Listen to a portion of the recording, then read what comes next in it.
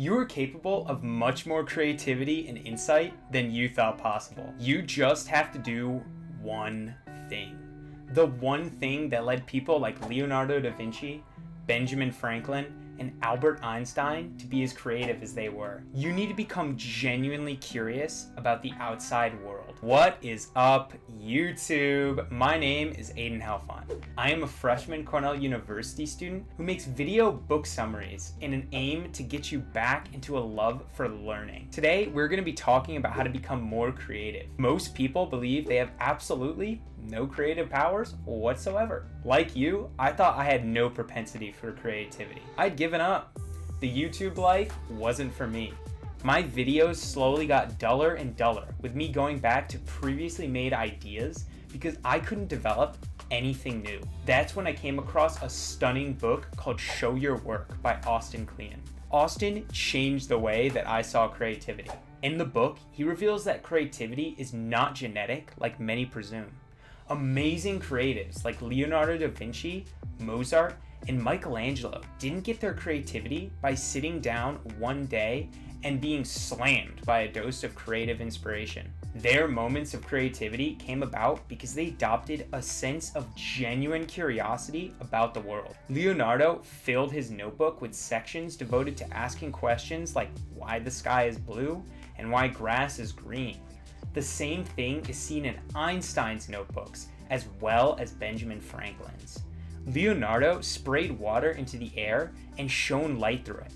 Einstein spent many nights gazing at the stars through different times and glasses. This curiosity is so powerful for creative insight because it opens up the brain to novel experiences. In life, it's very easy to get caught in a rigid routine where before you know it, you are doing the same thing practically every day. The problem is when you do the same thing every day, your mind's tendency to look outside itself diminishes. Your brain believes you have found a routine that suits yourself and doesn't see a need to actively look for changes. The most fantastic creatives of our time knew this and would constantly expose themselves to novel experiences. Leonardo, while a great astronomer, was also a painter. Einstein enjoyed playing the piano, violin, and was even known to go sailing every now and then. This openness to learning new things and exposing themselves to novel experiences is what allowed the greatest thinkers of human history to have seemingly boundless creativity.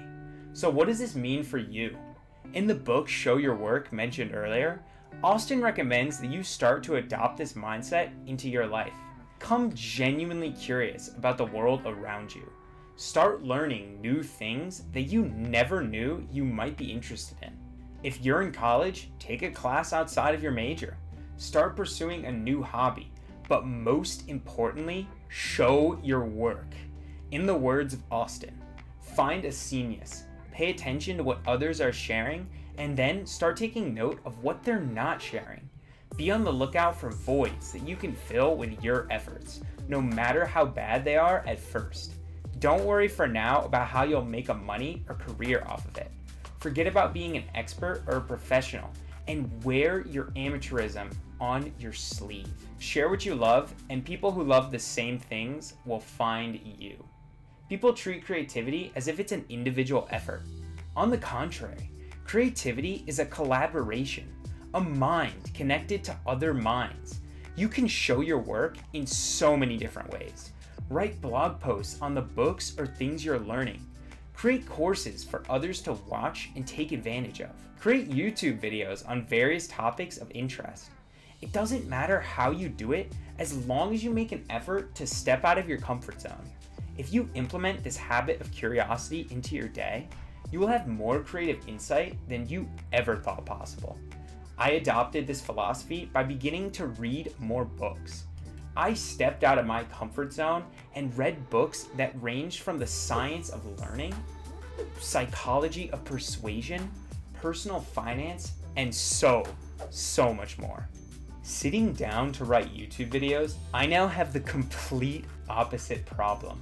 I have way too many things I want to talk about and share with the world. But you know what? That is a problem I am willing to have. Carol Dweck's growth and learning mindset. You might be antsy over the idea of failing and making a fool of yourself.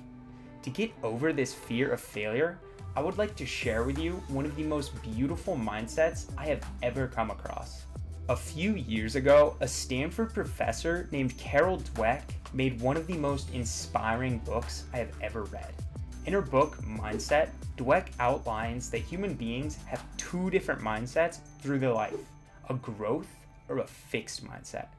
People with a fixed mindset believe that their genetics define their intellectual capability. As a result, they avoid novelty and stay inside their comfort zones because they don't want to remind themselves of their intellectual set point. However, people with a growth mindset genuinely believe that their intellectual capabilities can be molded and improved through learning and experiencing new things. The power these two mindsets have is shown in one of Carol Dweck's earliest studies. In the study, Dweck ran a workshop for low-performing 7th graders at a New York City junior high school. Half the group received a presentation on memory, whereas the other half were taught how effortful learning could cause the brain to form new connections, which will cause you to get smarter over time. After the workshop, both groups of kids filtered back into their classwork, with the teachers unaware of what the students had been taught. Over the year, the students in the second group adopted what Carol Dweck referred to as a growth mindset, believing that their intelligence was mainly within their control. They went on to become more aggressive learners and higher achievers than those from the first group. This study highlights the power of having a growth mindset in life. Sure, the students with a growth mindset exposed themselves to newer things and failed more as a result. They fully understood, however, that failure is just part of the process. Failure is in some senses better than success because it teaches us how to change. So from now on, I urge you to implement the growth mindset into your life and start learning things outside your comfort zone. Expose yourself to novel experiences and realize that the failures you go through are part of the process and good for long-term learning. Finally, show your work. Document your learning process in whatever way you want to. Podcasts, YouTube, Skillshare, blogging, it doesn't matter. Implement these 3 things into your life and you will experience a level of creativity that you never thought was possible.